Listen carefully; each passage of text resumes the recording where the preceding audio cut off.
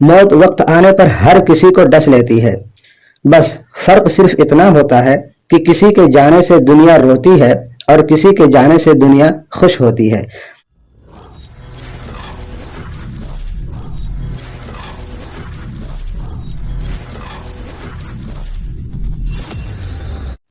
Hi guys, welcome to my YouTube channel कहानी जिंदगी की। आदाब अर्ज। दोस्तों, कैसे हैं आप सभी।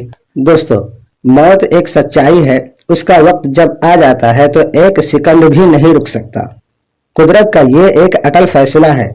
चाहे कोई भी कितना भी अमीर क्यों ना हो या कितना भी गरीब क्यों ना हो, मौत के मुंह में सबको जाना होता है। मौत वक्त आने पर हर किसी को डस लेती है। बस फर्क सिर्फ इतना होता है कि किसी के जाने से दुनिया रोती है और किसी के जाने से दुनिया खुश होती है। ऐसे ही एक महान हस्ती थी जो अब इस दुनिया में नहीं रही और उनके जाने से पूरा भारत दुख में डूब गया। दोस्तों, रतन टाटा के निधन ने न सिर्फ भारत की उद्योग दुनिया को झटका दिया, बल्कि उन लाखों गरीबों और जरूरतमंदों को भी गहरा सदमा पहुंचाया जो उनकी दरिया दिली और समाज सेवा के कारण उनसे प्रेरणा लेते थे। उन्हें सही मानों में गरीबों का मसीहा कहा जाता है, क्योंकि उन्होंने अपनी पूरी संपत्ति और शक्ति का इस्तेमाल हमेशा मानवता और समाज की भलाई के लिए किया। रतन टाटा की समाज सेवा का सफर उनके व्यापारिक जीवन से जुड़ी हुई थी, लेकिन वो हमेशा इंसानियत को पहल देते थे। उनका मानना था कि व्यापार का असल मकसद सिर्फ मुनाफे कमाने ही नहीं, बल्कि समाज का सेवा करना भी उतना ही जरूरी है। उनकी क़यादत में टाटा ग्रुप ने हमेशा सामाजिक कामयाबी के मंसूबों में हिस्सा लिया। वो हमेशा इस बात पर यकीन रखते थे कि जो लोग आर्थिक रूप से मजबूत हैं, उन्हें अपनी दौलत का एक हिस्सा वापस समाज में लोगों की भलाई और खिदमत के लिए खर्च कर देना चाहिए, ताकि गरीब और पिछड़े तबके को तरक्की करने में मदद मिल सके।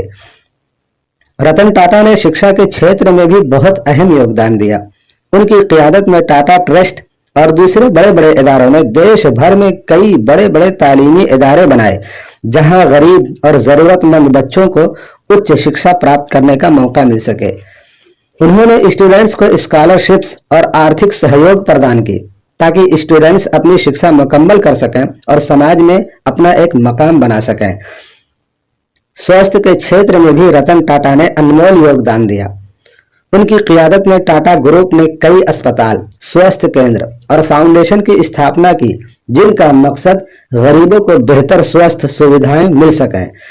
खास तौर से गांव और देहात के इलाके में स्वास्थ्य सुविधाओं को सुधारने के लिए उन्होंने बड़े पैमाने पर काम किया।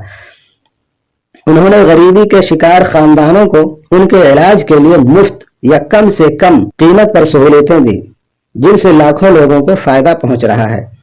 रतन टाटा के सामाजिक कल्याण के कार्यों का एक और पहलू था, और वो था महिलाओं की सुरक्षा और सशक्तिकरण। वो मानते थे कि एक कामयाब माशरा वही हो सकता है जहां पर हर व्यक्ति को तरक्की के यकसा मौके मिल सकें। उन्होंने सामाजिक असमानताओं के खिलाफ आवाज उठाई और ऐसे कार्यक्रमों का समर्थन किया जो समाज में न्याय और समानता को बढ़ावा देते थे। रतन टाटा ने भारत के औद्योगिक छाव को आलमी सतह पर एक नया मकाम दिलाया। उनकी क़यादत में टाटा ग्रुप ने कई अहम अंतर्राष्ट्रीय कंपनियों का हुसूल किया, जिसने भारत को दुनिया में एक औद्योगिक शक्ति के रूप में स्थापित किया। वो हमेशा इस बात पर यकीन रखते थे कि भारतीय सनअत को आलमी मेयार के मुताबिक होना चाहिए, और उन्होंने इस मकसद को पाने के लिए दिन रात मेहनत की। रतन टाटा के निधन के साथ भारत ने एक महान मसीहा खो दिया। वो एक ऐसे इंसान थे जो हमेशा इंसानियत, इंसाफ और समाज सेवा पर यकीन रखते थे। उनका कहना था, धन का असल मकसद सेवा है, न कि माल जमा करना। दोस्तों, उनकी सामाजिक सेवाएं और इंसानियत दोस्ती हमेशा याद रखी जाएंगी।